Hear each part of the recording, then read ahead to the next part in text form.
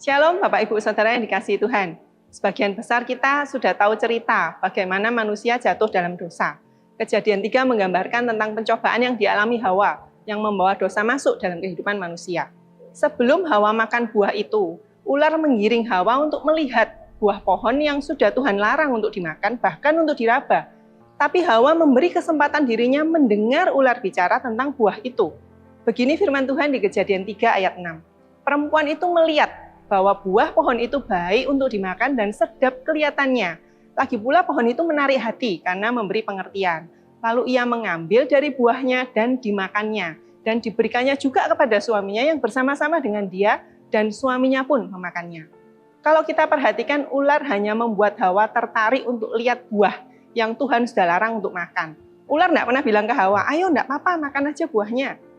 Tapi diawali dari mendengar ular bicara dan melihat buah itu, manusia pertama jatuh dalam dosa. Firman Tuhan mengajarkan kita bahwa tiap orang dicobai oleh keinginannya sendiri, karena ia diseret dan dipikat olehnya.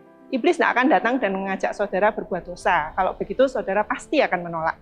Tapi iblis bisa datang dalam hati kita berupa info atau hal-hal yang menarik tentang sesuatu, dan ketika kita biarkan diri kita mendengar hal itu, hati kita bisa terseret dan terpikat oleh keinginan kita yang untuk melakukan hal yang dosa di mata Tuhan.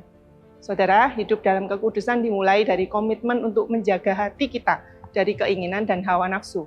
Segera berpaling dari apa yang dosa di mata Tuhan. Jangan beri waktu buat godaan bicara dalam hati kita tentang sesuatu hal yang kita tahu bahwa itu tidak berkenan kepada Tuhan. Apalagi kita tahu harga yang sudah Tuhan bayar untuk menebus saudara dan saya, yaitu dengan menyerahkan dirinya sendiri sampai mati.